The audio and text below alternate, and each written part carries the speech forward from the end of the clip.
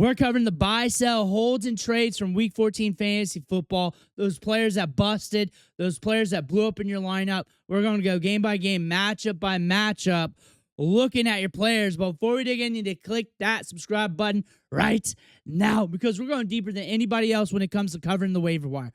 We're covering people covering the waiver wire, and we're going deeper by the day throughout the week. On top of that, we're deep diving all the trending players, and we're going to help you set your lineups at the end of the week. We will definitely be here next year, so you need to click that subscribe button right now so you don't miss out on any of this free content. Ric Flair's watching. You do not want to disappoint Ric Flair. But our first game we're looking at here, Seattle versus Atlanta, 37-9. This one was road dogged out. It was done. Cousins, 162 yards, 2 picks. That's really a huge part of the story here. Bijan Robinson gets you 86 yards on the ground.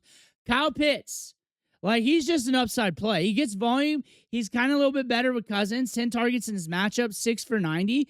He got you there this week. Tyler Algier, 34 yards on the ground, 33 yards through the air. So there's 6-some points right there.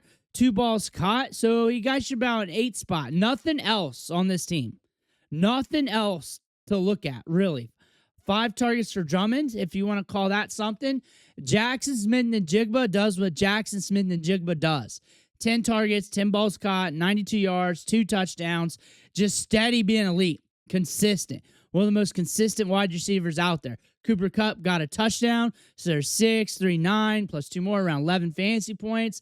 Rashid Shaheed, if you have kick return points, he hit for you big, got you a 10 spot. If not, that's solid. You're looking at Sam Darnold. He's just a safe quarterback. He will have a few low games. He's just safe. He ain't going to win you many weeks. This week was pretty solid with 3 touchdowns and 249. Zach Charbonnet, 46 yards on the ground. Nobody rushed for a touchdown here. Kenneth Walker, 29 yards, 10 carries.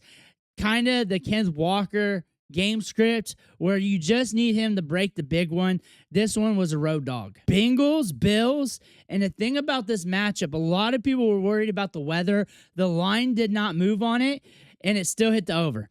39-34. The thing about extreme weather is that it impacts the passing production or the rate of passing by 5-ish%. 5 to 8, depending. And it's probably depending on the quarterbacks, too. If you have good quarterbacks, like a Josh Allen or a Joe Burrow, they're still going to be able to push the game script. But if you're rolling out like a Geno Smith, it's probably going to mess things up. So maybe keep that in context. But Vegas did not move on the line on this one. 39-34. We got a lot of volume here. 251, 3 touchdowns for Josh Allen. 4 touchdowns, 284 for Joe Burrow, and they were going back and forth. This was the game. We knew this by looking at the numbers from Vegas, that it had a lot of high scores in it, and that it was potentially going to get a lot of movement, and it sure did. James Cook, 80 yards. Josh Allen rushed for a touchdown, and Dawson Knox, 7 targets, 6 for 93. Dalton Kincaid, 4 for 41 and a touchdown. Tight ends go off against the Bengals. They just smash against the Bengals every single week. James Cook, 2 for 31 here. Gabe Davis is coming in here. 2 targets, nothing major. And Keon Coleman gets 3 targets in this game for 16 yards. T. Higgins blows up.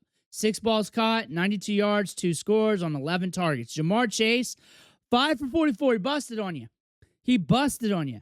Mike Gesicki gets a score here. So a lot of people are going to be looking at him, and you're looking at Samaje Perine, Chase Brown. Chase Brown got you 2 touchdowns. Samaje Perine got you a little bit of work, but no fantasy points. This was a fun game to watch. Titans, Bengals. And this game had the storyline. Shedeur Sanders comes in. 42 pass attempts, 364 yards, 3 touchdowns. Over 30 fantasy points in this matchup. Rushed for a touchdown, 29 yards. Almost won the game. The story is they took him out, put in the Wildcat again. It busted. Kevin Stefanski's getting fired soon. Either soon, or soon after the season. He's getting fired soon. Harold Fannin, 11 targets in this matchup. Safe to say, Sanders is targeting him heavy. Jerry Jeudy gets a sign of life here with a touchdown, 76 yards on the day. That touchdown was for 60 yards deep downfield. This offense has some life in it finally. It's got a little bit of life. It pushes the game script. You're looking at Cam Ward. Cam Ward won the game but lost to Shedeur. 117, 2 touchdowns and a pick. Tony Pollard went off. The run game was working here against the Browns. 161 yards, 2 touchdowns, 184 yards total. It was working against the Browns. Tajay Spears, 2 for 28, led the team in receiving with that. That's all you need to know. DK got a score. A.O. Manor got a score. But really, when you're looking at this, nothing much in the passing game here for the Titans. Commanders, Vikings, 31-0. I had a lot of questions on JD5, and my answer was I wasn't confident. I was scared. And usually it was him with another stud. I recommended the other stud. I had a ton of them. I think maybe one, and I don't remember the context.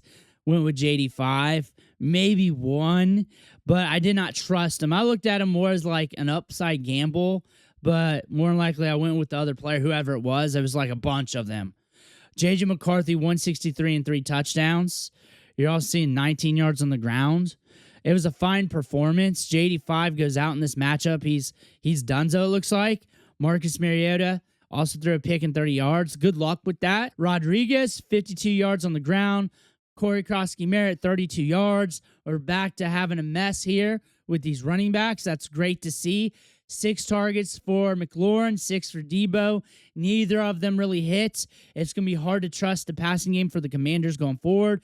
You're looking at Jordan Addison, 4 for 62. And that's really it. You got 2 touchdowns from Josh Oliver, 1 for TJ Hawkinson, and then you got a bust game here from Justin Jefferson. So all in all, like the game script work, but really when you're thinking about it, J.J. McCarthy, we're not getting too much to buoy these wide receivers. You're looking at Aaron Jones, 76 yards on the ground. Not much in the passing game at all, like nothing. And you're looking at Jordan Mason. He got the touchdown. So it's rough here with the Vikings still. J.J. McCarthy with 3 touchdowns, but not really fueling us enough for fantasy production. Dolphins, Jets, and the Jets are on Mendoza watch. They lose 34-10. Tua, 127 and a touchdown.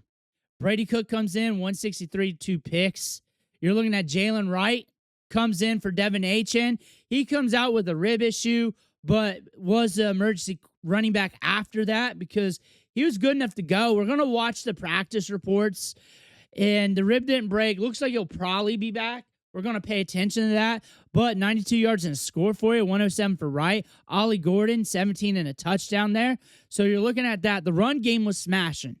239 yards total and 3 touchdowns. Waddle gets you 5 for 50 and a score. Be thankful for that, because that's 16 points, but they were up 34-10. They were up 21-7 in the first quarter. Like, they were up. They were up 24-7 at halftime. They didn't need to throw the ball much. They didn't have to. So you're looking at the game script, and you're wondering, man, Darren Waller didn't do anything. I didn't get much from this guy, that guy.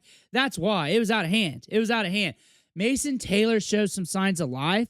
Nobody started him, though. John Mechie, 8 targets, no points. A.D. Mitchell, 6 targets, no points. You're looking at Breece Hall, 43 yards on the ground. Not much going in the passing game. The Jets are on Mendoza watch. Saints, Bucs. And I was off and on with this matchup going in, mainly due to Tyler Shough.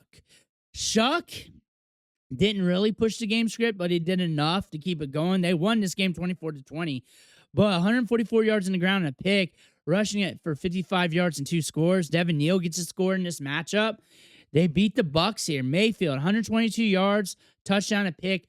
Bucky, 55 yards on the ground. Rachaad White, 53 yards on the ground. Sean Tucker scores on the ground. Chris Godwin gets you 10.5 PPR fantasy points on 8 targets. Bucky scores through the air. After that, you're not really getting anything from the Bucs pass catchers. Devon Bailey, 5 targets in this matchup, 7 fantasy points. Chris Olave, not getting enough. Not enough through the air from either team, but you got enough movement here that you got some pieces to do something. 24-20, a game script that wasn't 100% fire. But remember, a lot of rain in this game, a lot of back and forth. It was a messy game here, but still you got some movement. So be thankful for that, especially if you got to start Devin Neal, because he was a flex gamble. You threw him in there and you just had to see what happened. 6, 7. So we got your 12-ish, 13-ish points on the day. Colts, Jaguars. So my feelings on this game flipped on an instant. It started off me being semi-hot. Like, hot for me was Cowboys, Lions, Bengals, Bills. Those are my hot games. Then it was this. And then I logged in. We started it live, and I noticed the over-under drops by 2 points within like the last 30 hours. And then while in the live, it drops another point. We had to figure it out. It was a monsoon coming in, a lot of rain. It was projecting out to hurt this game. Well, that didn't hurt the game. It was Daniel Jones coming out. Daniel Jones coming out, getting hurt. Riley Leonard, 145 yards and a pick. Looking at this, though, Jonathan Taylor, fine. Alec Pierce, 5 for 80. You'll take that. Michael Pittman, 9 for 79. You'll take that. Nothing else. Tyler Warren busts against a soft matchup for him because the Jaguars gives up a lot of fantasy points to tight ends, but we get Brian Thomas Jr. back. We got the 4-3 speedster back, 6 targets in this matchup. You keep getting workload like that because he's getting volume in this offense, he's going to fire. It's going to happen. Jacoby Myers gets the touchdown. Tim Patrick gets you a little something if you got a best ball league with him out there. I think a lot of people will chase him off the waiver wire due to Parker Washington. I think there's a lot to go around this offense. Travis Etienne hits. Basil Tootin comes out in this game. Trevor Lawrence, a nice little line here. 244 yards, 2 touchdowns. Jaguars win it. Steelers come on top of the Ravens here. Aaron Rodgers, 284 yards and a touchdown here. But DK Metcalf goes off. He goes off. He gets almost all the yards from him. 7 balls caught, 148 yards. Pretty much the only guy here that can really take advantage of it through the air.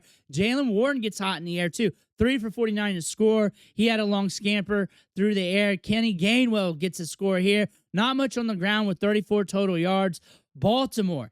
Keaton Mitchell blows up with a 55-yard run, hurts his knee. I hope he comes back soon. He's fun to watch. He's very explosive. Derrick Henry, 94 yards on the ground.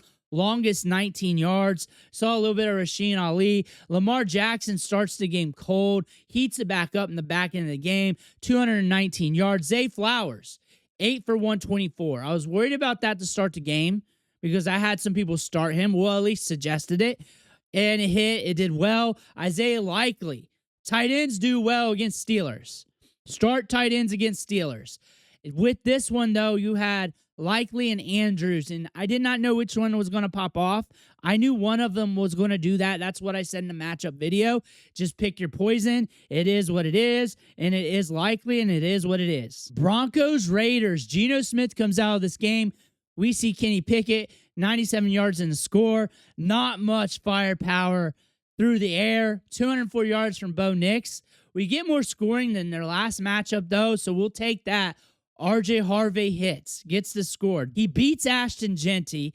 Cortland Sutton, he was the wide receiver from this group of Broncos that I figured would hit in this matchup. He was due. He just didn't really blow up. 6 for 62. Outside of that, he didn't get really much through the passing game. He didn't get much. Pat Bryant bust. Troy Franklin busted. RJ Harvey hit. Ashton Genty busted. Jack Betch, 6 for 50. Somebody look at off the waiver wire. You're looking at Brock Bowers here. He gets a score. He's an auto start no matter what. Trey Tucker didn't hit for you if you started him. I wasn't looking at him for this matchup. Didn't even mention him. Didn't even get a start-sit question with him. Overall, this game kind of went how you thought it would go, but the Raiders did keep it tighter than I expected it. Packers, Bears. And the Bears, 186 yards through the air, 138 yards on the ground. Money Guy, 57 yards. Swift, 63 yards. I knew this was going to be a tough outing. You got 4 for 67 from Luther Burden. So you got 10.7. If you went that direction, you were fine. You were fine. That was my projection in the You Need video. 55% rate that he will be around 10 to 12. And odds are he would be around 10 to 12. I got that.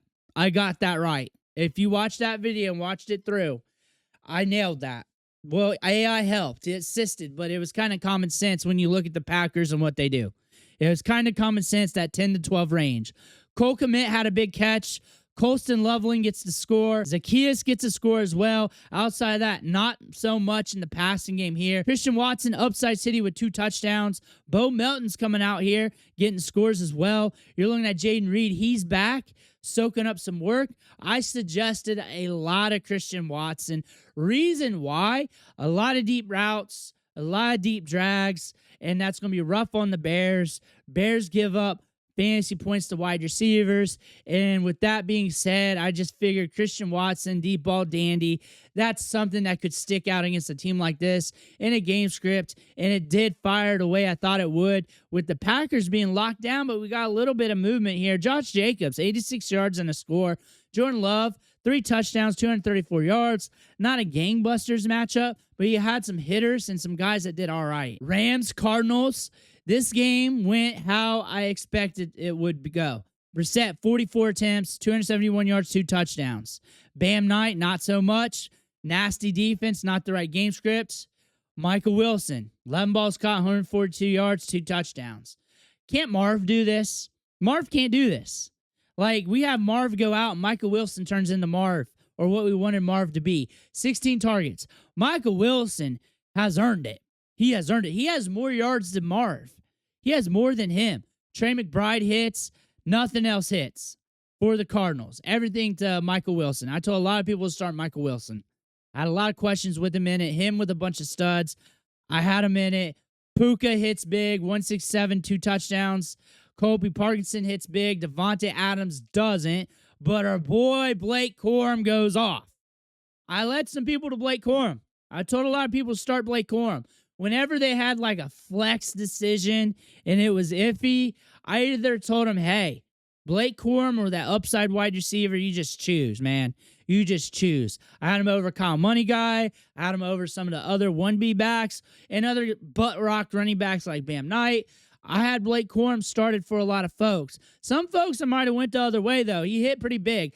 If they had a back that projected to get a lot of touches. If you asked me Kyron or Blake, I would have went Kyron just because common sense. He did get one more carry. But still, I had a lot of people on to Blake Corum. Hopefully, I helped them out.